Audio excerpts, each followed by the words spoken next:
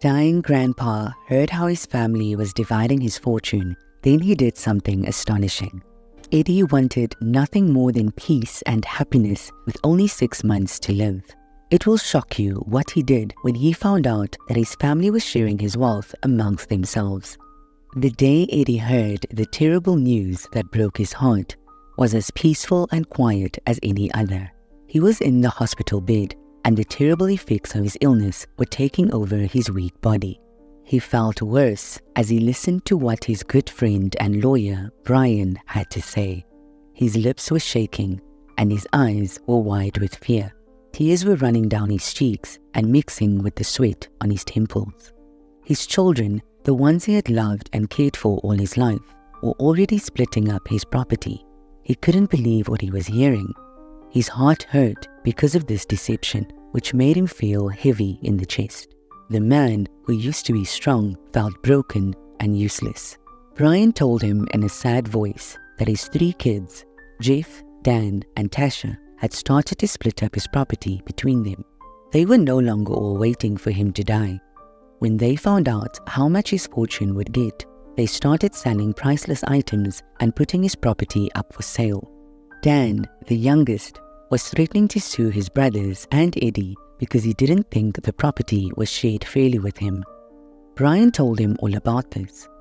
One of the other children, Tasha, was also upset because she thought Jeff got most of the property and that there should not have been a will at all.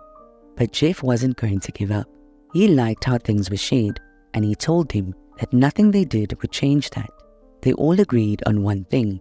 They had to get the money right away and couldn't wait any longer. Having heard all of this, Eddie felt a heavy weight of sadness.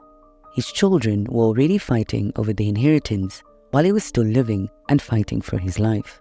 This showed him how materialistic they were.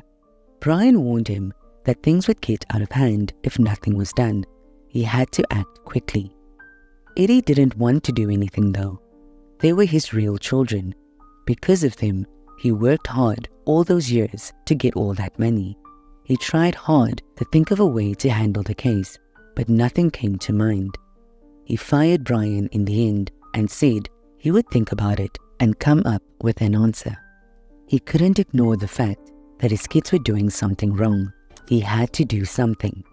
He was sure that there were many things more important than money because he had lived a long and happy life.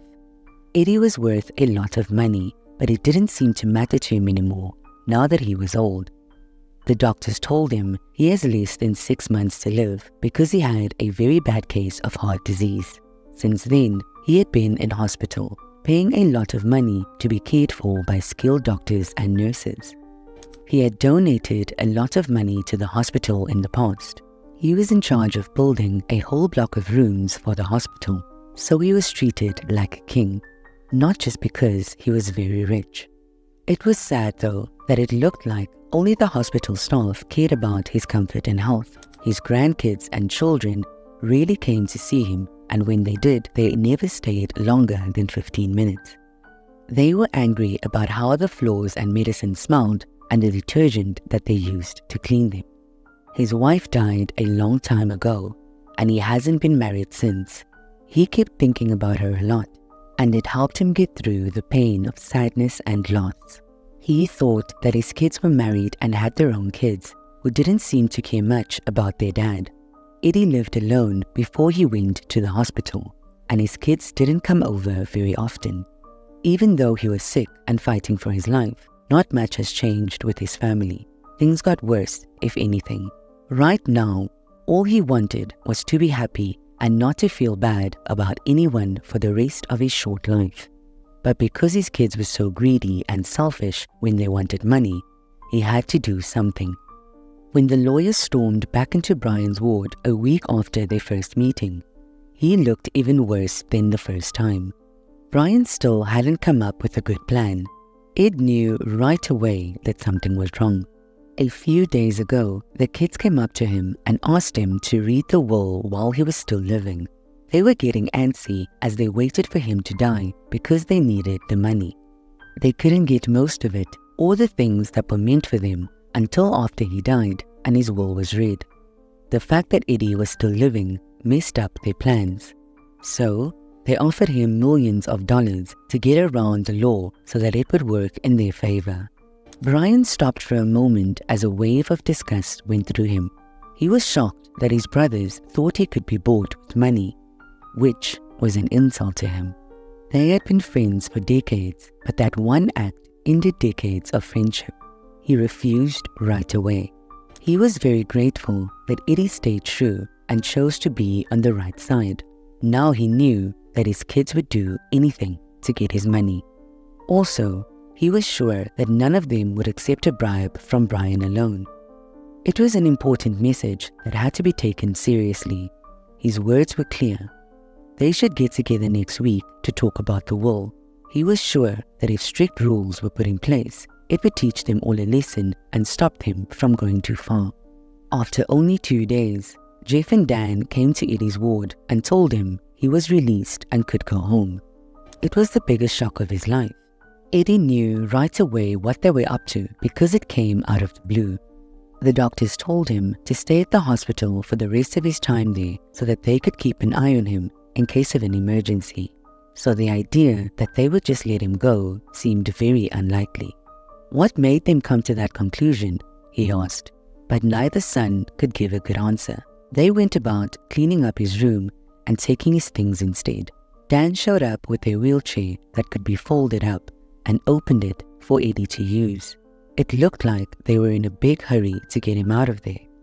But just as they were about to lift him off the bed, Eddie's regular nurse came in. She was shocked to see the two men putting him in a chair at the same time. Eddie wasn't clear to go home, so she set off an alarm. The doctor was called to calm things down that were getting out of hand. Jeff and Dan didn't want to leave their father. He didn't have long to live, and they wanted him to spend it with them at home, instead of in a dirty hospital room. They were told by the doctor how dangerous that could be for Eddie and how little time he had left. And Dan stubbornly said he didn't care. All that counted was that they got to spend time with their dad. When the doctor asked Eddie what he wanted, the old man said he didn't want to go with them. They didn't want to spend time with him at all, so the fact that they suddenly wanted to do so made him angry. He could tell they were up to something, no matter how much they fought about it, and he didn't want to find out what it was. He also wanted to spend his last days with people who were nicer to him than his children, because they were nicer to him than his children. His kids insisted that they come with him, even though he didn't want to. At this point, the doctor called security to help the two guys leave the building. They refused to leave at first, but when the doctor said he would call the cops to make sure that it didn't happen again, they gave in. A guard was put on Eddie's door by the doctor so no one could sneak the old man out. This one thing his kids did was the last straw for Eddie. He could finally see how far they were ready to go to take his property. They knew that the only reason he was still living was because he was at the hospital getting care, which is why they took him out. Leaving him at home would make things worse for him, and he wouldn't even last a week. They were no longer happy to just spend his money and wait for him to die peacefully. They wanted to speed things up by putting his health at risk. It was just as bad as killing someone. He felt angry all the way through his body because of this. It scared him that the kids he had given up so much for were now trying so hard to kill him for his money. When Eddie saw his kids now, they were different from the little angels he and his wife raised. He didn't know what to expect of them. They were doing disgusting things for money, and it made him sick. He made his choice when he was very angry. He called Brian to the hospital the next day, and the two of them worked on a new will for many hours. He was the only one who could decide how to spend his money after he died. They both told no one about it because they knew that if the kids found out, they would do anything to destroy it. The weeks went by, and Jeff, Dad, and Tasha kept living a fancy life with their families. So, they could fly all over the world in private jets, cruise ships, and penthouse rooms. They sent their kids to fancy boarding schools.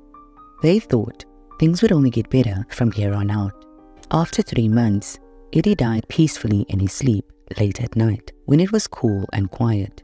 His family was told the news, and his guardian Brian cried so hard for a long time that he couldn't stop. Even though the death was expected, it wasn't any less painful to deal with. The hospital was filled with a dark cloud all day because everyone there was affected by the death. Everyone liked spending time with Eddie because he was a nice person. Being with him without a smile on your face was hard. Everyone was going to miss him a lot. His kids, on the other hand, were filled with joy. The old man was finally dead, and they were going to get what they wanted. He was buried right away so that his will could be read and everyone could know what happened. They tried to move quickly, but Brian wouldn't let them. He told them to take their time. Eddie would have been buried without a ritual if they were in charge.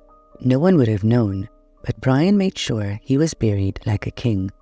Many of his friends and representatives from the hospital came, along with other millionaires and billionaires from the city. As planned, the reading of the will took place the day after the funeral.